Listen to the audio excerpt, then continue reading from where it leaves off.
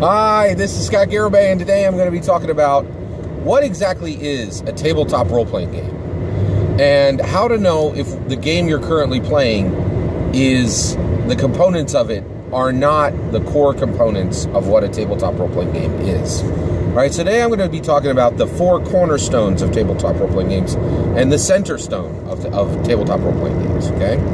All right, now, before I even get into that, I just want to talk for a minute about, well, why is this an important question? Why is it important to answer the question of what is a tabletop role-playing game? Well, one of the reasons for that is right now we are in an absolute moment of saturation. So here's the thing. The supply of tabletop role-playing games far, far, far outweighs the demand for tabletop role-playing games. It is so fun to make a tabletop role-playing game, and the barrier to market to make a tabletop role-playing game, especially compared to like a video game, is so low, right? And the people who play tabletop role-playing games are so naturally intelligent, creative, and confident, actually creative and artistic, right? That it's just a perfect storm for just like an absolute ton of tabletop role-playing games are out there.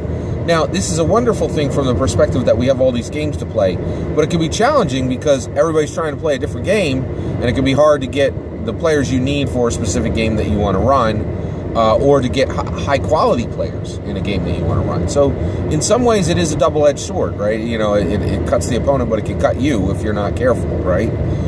And so we are at a moment of saturation. A perfect example of this is right now on just yesterday I saw this on Drive-Thru RPG. There's a title that just recently entered the hot titles list at Drive-Thru RPG, and it's called Rangers of Shadowdeep. Right now, Rangers of Shadowdeep sounds like a tabletop role-playing game, and if you look at the cover, it looks like a tabletop role-playing game, right? And even if you look inside the book, it looks like a tabletop role-playing game. You have to carefully read that it is and here's the other thing. The hottest titles is like they list the top 100 titles on Drive-Thru RPG. It's an incredibly useful resource. I look at it all the time. It's really helpful, right? And it's useful. But this thing is like number 10, right? So they're saying that on Drive-Thru RPG, Drive-Thru role-playing game, one of the hottest titles listed is a miniatures game, right? Rangers of Shadowdeep is a miniatures game created by the guy who created Frostgrave, right? And you have to really search. You would not be foolish if you ended up buying this, thinking it was a tabletop role-playing game. There are not many clues at all that it is a tabletop miniatures game. Okay. The other issue is storytelling games, right? Storytelling games often encroach into the space of tabletop role-playing games. And often they do it intentionally, making it confusing that it's a storytelling game actually masquerading as a tabletop role-playing game. I think one of the biggest examples of this is 10 Candles. I think 10 Candles is a storytelling game. It's not actually a tabletop role-playing game. That's my opinion on the game, right? Now, there's no shame in creating a storytelling game, right? So here's a good example. You could make a great storytelling game. The best storytelling game I've ever read is The Quiet Year, but it is absolutely not in any way a tabletop role-playing game. Now, the reason why, again, we need to know what a tabletop role-playing game is because storytelling games very frequently masquerade as tabletop role-playing games, and the reason why is the storytelling game industry has not done the work to build up the gravitas or the respect that the tabletop role-playing game industry has, and many people won't play storytelling games, right? Especially tabletop role players, dedicated tabletop role players, when they realize something is a storytelling game on the shelf, or even after they're in it, they're like, oh crap, how do I get out of here, right? Like, so it's a thing, right? So it's important to understand what a tabletop role-playing game is. So what is a tabletop role-playing game? All right, so these are the 4 cornerstones and the center stone of a tabletop role-playing game, in my opinion, all right? It is table, Dungeonmaster, rules, players, dice, in that order, okay? Table, Dungeonmaster, rules, players, dice, in that order, okay? If your game has all of these aspects and respects each one of these components in the order that I just put them in, then there is a good sign that you are playing a tabletop role-playing game at that point, in my opinion, right? Every single one of these cornerstones, or the center stone is the table. It comes first. It's the center stone. Next of importance is Dungeonmaster. Next in importance is rules. Next in importance is players. And last in importance is dice, okay? But the center stone is the table, and all the rest are cornerstones, right? And what is a cornerstone? Well, cornerstone is something that you build a building on, right? You build an edifice, right? And with these cornerstones and this center stone, you can build a stone house, right? That is rock solid and has a center supporting beam that you can use that is load bearing in that house, right? You know, this is, and so with these, you could just build the very best tabletop role-playing game possible, right? When you take any of these cornerstones out, now you're looking at a tent. You're looking at something that needs to be made with wood rather than stone, right? You know, like your edifice is going to be weaker, smaller, less long-lasting, less strong. Okay, all right. In my opinion, all right. So with that said, I've just given you this, you know, the four cornerstones and the center stone of tabletop role-playing games. Okay, now that's hard to remember. Table, Dungeon Master, rules, players, dice. That's hard to remember. So I've created a mnemonic. All right. Okay. So the mnemonic is here we go. Tyrannosauruses don't really party down. Tyrannosauruses don't really party down. And you need to see it in your mind. Okay. So Stegosaurus and Brontosaurus, right? And Triceratops, they're all at a party. They're all wearing shades. They got beads around their neck, and there's the oonst music is going, and they are dancing, right? Now, over on the side of this party is Tyrannosaurus, and he's standing there in his tweed jacket, his circular spectacles, right? Looks like a professor. He's got his arms folded, but they don't meet. Just the tips of his scales meet, right? He can't really fold his arms because Tyrannosauruses have really short arms. So he's standing over on the side of the party. He hears the oonst music, and Triceratops yells over and he says, "Hey, T to the R to the E to the X, get on in here, man, party down with us." And Tyrannosaurus says, "Tyrannosauruses don't really party down," right? Tyrannosauruses don't really party down. Table, Dungeon Master, rules, party, dice. Tyrannosauruses don't really party down, okay? So that's your mnemonic, all right? So that's how you can always remember what the core components of a tabletop role-playing game are.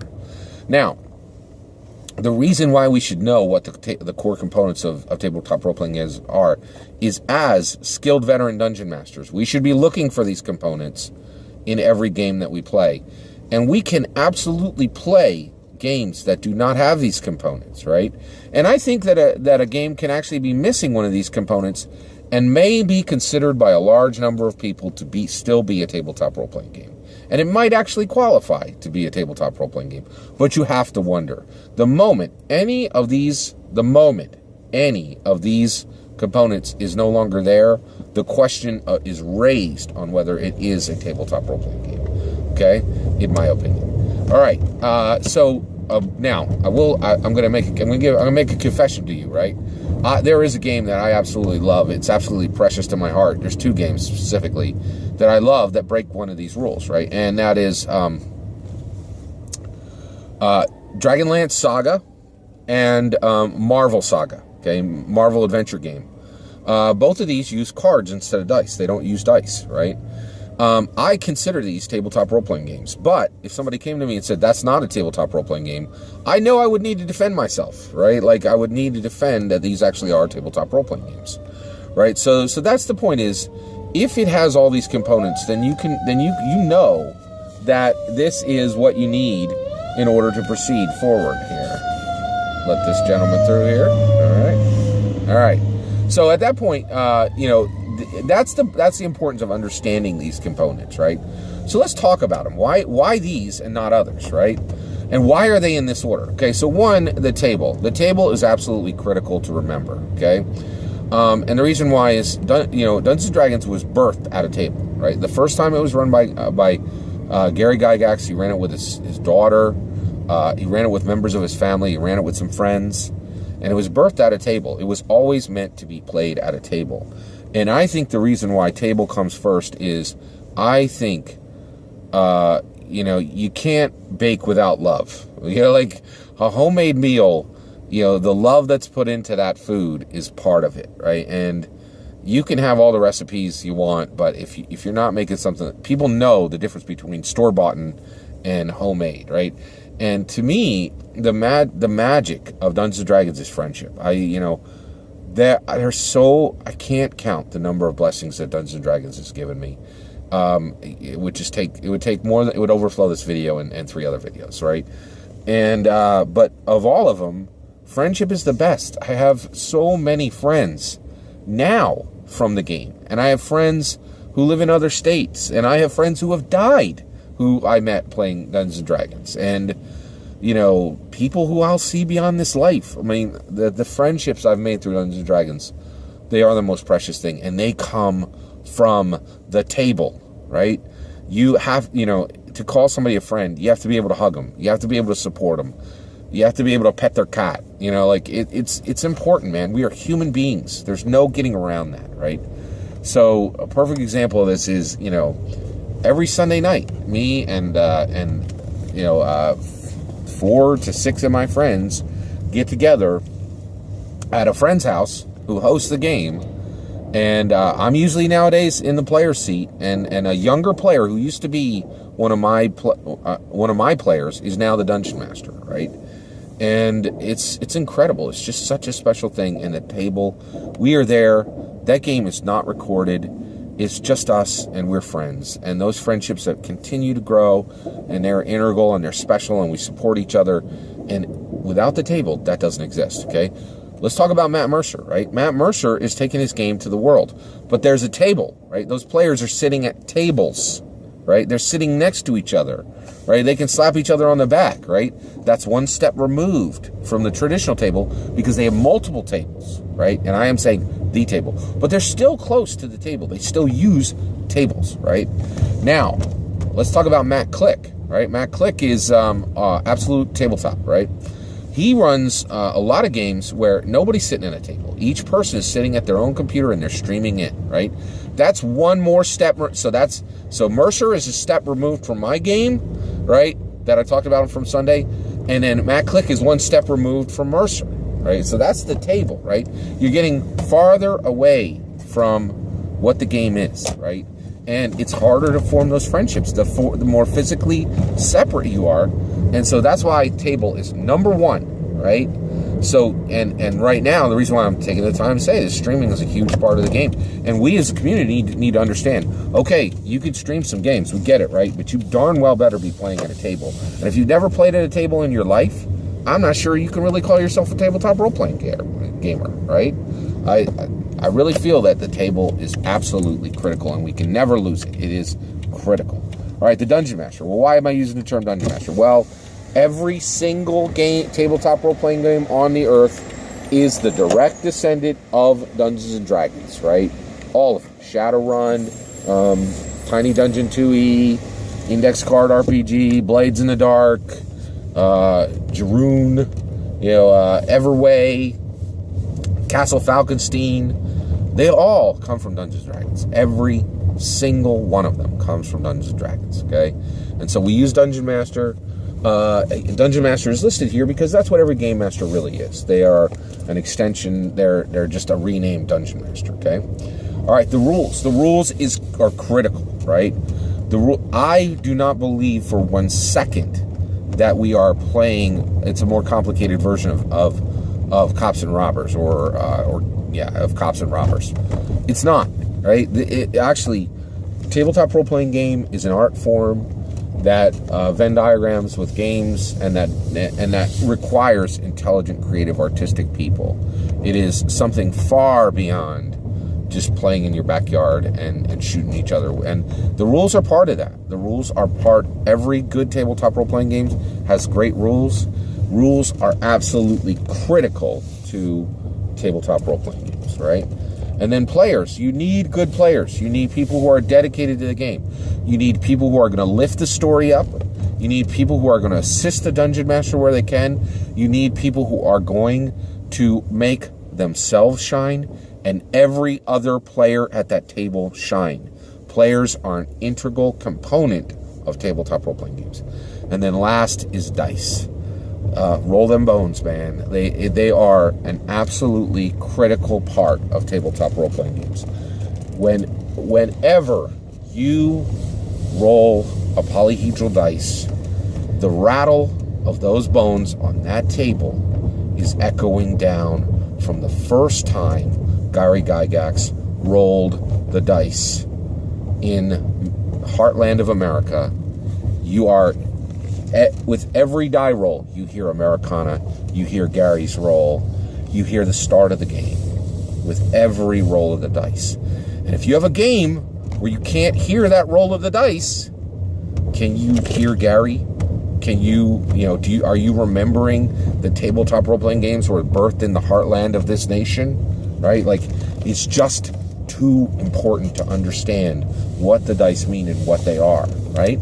So one of the things is I absolutely love Dragonlance Saga and Marvel Saga. But one of the things I do is I make sure that I don't play them more than any other tabletop role-playing games that you do use dice. And if I were playing them exclusively, I would be worried, right? Because I'm just too far away from the source, right? And I think that's the issue. That's what all of this is about, is respecting the source and understanding what you're doing, as you go forward with your tabletop role-playing game. So, it is table, Dungeon Master, rules, players, dice. Tyrannosauruses don't really party down, okay? That's my opinion. What do you think? Please consider liking and subscribing. Thank you.